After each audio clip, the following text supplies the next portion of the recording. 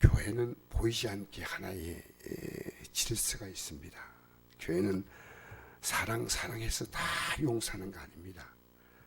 교회는 질서가 있는데, 교회는 무조건 이렇게 다 용서하고 품어주고 이게 아니고요. 잘못할 때 잘못한다고 말해줘야 되고요. 심지어 거기서는 목사도 예가 아니에요. 목사가 하나님 앞에 합당하지 않으면 그 많은 말씀을 통해서 목사는 합당한 징계를 받아야 됩니다. 이게 뭐 누구 특별하게 봐준다. 그래서 여러분, 우리 지금 감옥에 들어가 있는 사람 가운데서 교회 안에서는 이제 정말 깨끗해야 됩니다. 영혼의 깨끗함이 있어야 되고, 그래서 지금 교회가 잘못하는 게 있으면 그것에 대해서 합당한 징계를 해야 되는데, 그 징계를 오늘 교회가 하지 않습니다. 9절에 보니까 내가 네게 쓴 편지에 음행하는 자들은 사귀지 말라 하였거니와 이만한 일생에 음행하는 자들이나 탐하는 자들이나 속여 빼앗는 자들이나 우상 숭배하는 자들 도무지 사귀지 말라 하는 것이 아니니 만일 그리하려면 내가 상복으로 나가야 할 것이라. 이제 내가 너에게 쓰는 것은 만일 어떤 형제를 건자가 음행하거나 탐욕을 부리거나 우상 숭배를 하거나 모욕하거나 술 취하거나 속여 빼앗거든 사귀지도 말고 그런 자와 함께 먹지도 말라 합니다. 여기 몇 가지 죄를 얘기합니다. 음행하는 자, 또 욕심을 탐하는 자, 아주 탐욕이 많은 자가 있습니다. 또 남을 속여서 빼앗는 자가 있습니다. 또 여러분, 교회 다니는데도요, 4월 초파일 날 절에 갔다 오는 사람이 있습니다. 그게 소리 없이 이렇게, 야, 이번에 4월 초파일 절에 구경 가자. 점을 친다. 우상 숭배. 뭐 오늘 길이다. 뭐가 이런 거 있지 않습니까? 이 세상에 뭐 풍조를 따라서 나이가 29은 뭐 무슨 뭐 안 좋은 나이다 뭐 이런 거 있지 않습니까? 온갖 세상이 만든 풍조는 따라가면 안 됩니다. 그러나 우리가 전도하기 위해서 이 사람들은 접촉하는 겁니다. 얼마인지. 교회 안에서는 이것은 안 된다는 겁니다. 그래서 만약 형제를 건자가 음행하거나 탐욕을 부리거나, 여러분 지나친 욕심은 안 돼요. 깊이 생각하십시오. 그리고 우상숭배하거나 모욕하거나, 이 모욕은 뭡니까? 욕하는 거예요. 욕. 그렇게 저는 몰랐는데 우리 교회에서 어떤 분이 욕을 한다 하더라고요. 그래서 그러면 경고해야 됩니다. 욕을 하는. 모욕이라는 말이 뭐냐면 원어의 뜻을 보니까 욕을 하는 거예요. 교회는요, 성도끼도 마찬가지예요. 욕을 하면 안 됩니다. 모욕이란 말은요, 욕을 하는 것이란 뜻이에요. 그 다음에 술 취하거나 술을 먹거나, 그 다음에 속여 빼앗거나, 사지도 말고 그런 자와 함께 먹지도 말라. 그러나 이 세상 안미 불신자 가운데 이런 사람들 예수 믿고 만들어야죠. 예수 믿게. 그러니까 교회는 참, 제가 이 성경 어제 읽으면서요, 전부 아무리 잘못해도 다 용서하는 것보다도 교회는 보이지 않게는, 이 교회 안에는 아름다운 영적 질서가 있습니다. 영적 질서가. 그래서 이런 질서가 정말 아름답게 다 이렇게 돼야 됩니다. 그래서 이런 사람을, 그 당시에는 초대교회 때는 이런 사람을 내쫓아라 했습니다. 이런 말씀이 있죠. 5절 보니까 이런 자들 사탄에게 내어 주었으니 이는 육신은 매라고 영은 주 예수의 날에 구원을 받게 하려 함이라. 이렇죠. 이게 뭔 뜻이냐면요, 그 당시는 교회가 많지 않았어요. 지금은 이 교회에 있으면 바로 또 이게 마음에 안 들면 저 교회가 오는데, 그 당시는 그 지역에 교회가 하나밖에 없어요. 고린도 지역에 교회 하나, 뭐 갈라디아 지역에 교회 하나, 뭐 골로새 지역에 교회 하나. 그렇게 도시에 안동 같으면 교회 하나밖에 없어요. 그럼 안동에서 신앙생활이 안 되면, 지금은 교통이 좋아서 그렇지만 옛날에는 영주에 아니면 저 봉화에 갈 수 없잖아요. 그런데 교회에서 이렇게 출교시키는 것을요 굉장히 무서워했어요. 그래가지고 이제 이분이 철저하게 회개하는 거 보면요 다시 배워서 받아들인 거예요. 이 말을 이런 자를 사탄에 내어 주었으니 이는 육신은 매라고 그러니까 육신이 교회에서 완전히 이분을 뭐 그냥 하는 게 아니고 이분을 출교시켰지만 깊이 회개할 때는 육신이 멸한다는 것은 고통을 받는다는 겁니다. 구원받지 못하는 게 아니고요. 이 사람을 다시 이제 예수의 날에 구원받게 하기 위한 한 과정이에요. 여러분 제가 청년 시절 때 지금도 기억이 나요. 제가 아내하고 그때 우리 교회에서 제일 충격받은 것 가운데 하나가요. 우리는 두 사람이 사귄 줄 전혀 몰랐대요. 그때. 왜냐하면 여러분 교회 안에요 청년들이요 다 짝짓기예요. 이게 무서운 일이에요. 그래가지고 우리 교회 안에 그게 있었어요. 심지어 전도사도 그런 행동한 적이 있었어요. 어떤 전사님이와 교회 와가지고요.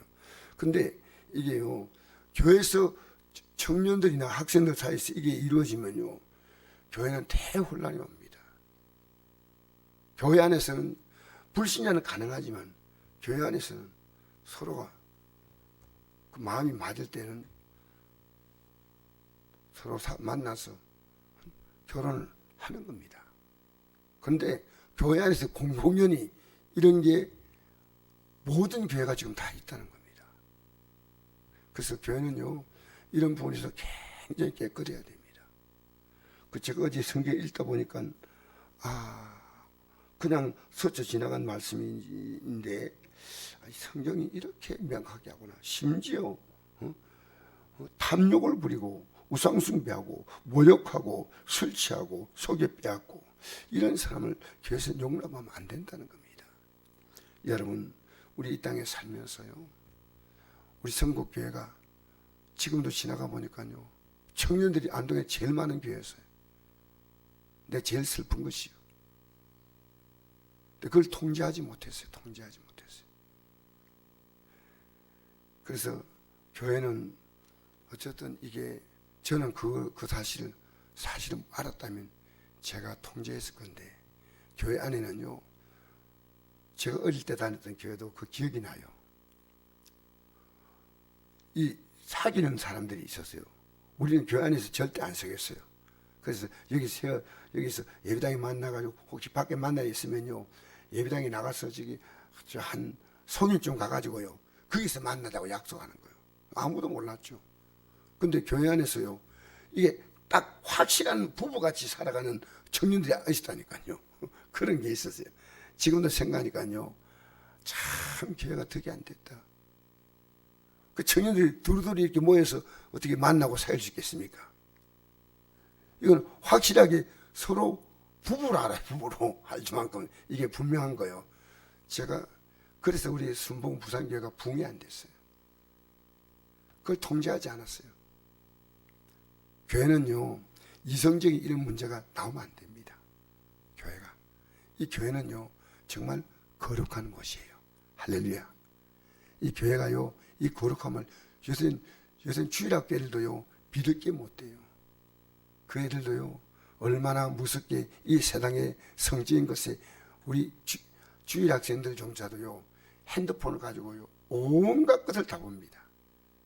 교회는요 거룩한 곳이 돼야 돼요. 거룩한 곳이 돼야 돼요. 모든 것에 있어서 우리는 믿는 자가요 일단 전도하기 위해서는 불신자를 얼마나 접촉하시지만 믿는 자 안에는 여기 제가 몇 가지 죄를 보니까 11절 다시 한번 볼까요? 음행하거나 탐욕을 부리거나 우상숭배하거나 모욕하거나 술 취하거나 속여 빼앗거나 이 교회 안에서 이런 것은 그 당시에 고린도 교회에서 이게 행위했던 겁니다. 이 교회가 어떤 교회냐? 성령 충만한 교회였죠.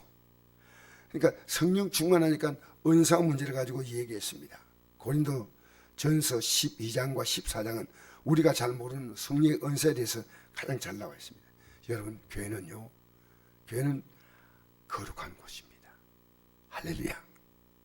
교회는요, 주일학교부터 시작해서 이곳은 거룩한 곳이다. 그래서 이 말씀은요, 어떤 말씀은 붙들지만 어떤 말씀은 그냥 세상 풍경 이런데 교회가 뭐 이렇게 나가면 되겠는데, 여러분 지금 청년부의 각 교회 청년부의 가장 큰 문제가요, 짝짓기입니다. 짝짓기. 정말 중고등학교도 마찬가지예요. 교회에서는 이 거룩함이 정말 주일학교는 뭐 우리 교회는 그렇지 않습니다. 사실은. 그러나 이 교회 안에는요, 여러 가지 모양으로 거룩함이 있어야 됩니다.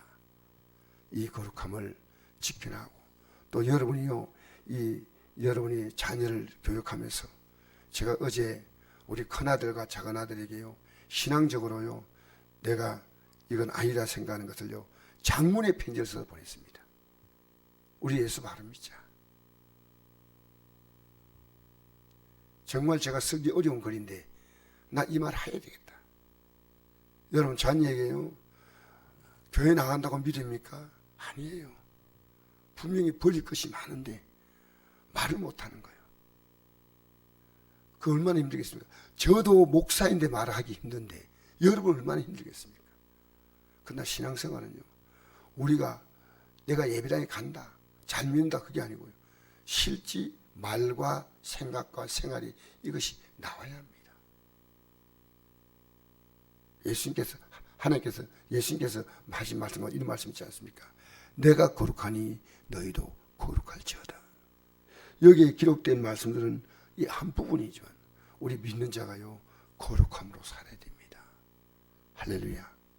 여러분 자녀에게요, 내가 방구 하나 가르쳐 드릴게요. 말하기 곤란하잖아요. 정말 제가 어젯밤에요, 늦은 시간까지 이 편지를 썼습니다. 며느리에게 보냈습니다. 읽어봐라. 아들에게 또 보냈습니다. 그리고 제가 어떻게 이들이 답할까? 왜냐하면 우리는 지금 우리가 할 말을요, 못하고 있습니다. 만나서 이제 얘기한다는 것은 어려울지 몰라도 저 같은 경우는 이 편지를 보내야 되겠다. 예배당에 나오니까 믿음이에요? 잘 믿는다고 말하면 믿음이에요? 여러분 이 믿음의 삶을요, 예민하게 섬세하게 볼 수 있는 눈을 떠야 됩니다. 우리는 이 땅에 살면서요, 예수 믿는 이 가치가 얼마나 크고 위대한지 모릅니다. 이 믿음 안에 여러분, 우리 오늘도 승리한 하루를 살아가는 이런 예민함이 있어야 됩니다. 그러면 내가 믿음으로 살면요, 하나님도 나도 하나님이 예민하게 나를 대해주셔요. 하나님이 분명하신 분이거든요. 그래서 내가 정말 주 안에서 바로 서야 되겠다, 이런 결심을 합니다.